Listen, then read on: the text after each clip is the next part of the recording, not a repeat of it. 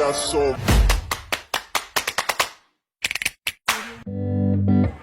Kamu sedang batuk ataupun bersin.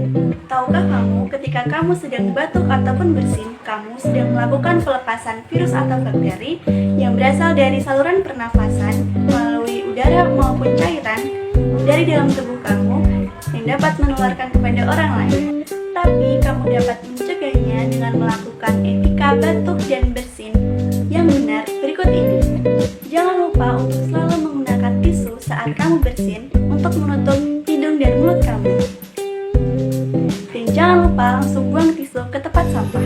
Jika tidak ada tisu ataupun sapu tangan, kamu bisa menggunakan lengan bagian dalam kamu untuk menutup mulut dan hidung kamu. Dan segeralah mencuci tangan kamu dengan air mengalir dan sabun atau antiseptik yang berbasis alkohol. Dan kamu juga bisa menggunakan masker saat kamu sedang batuk ataupun bersin. Dan jangan membuang dahak dan ludah di sembarang tempat.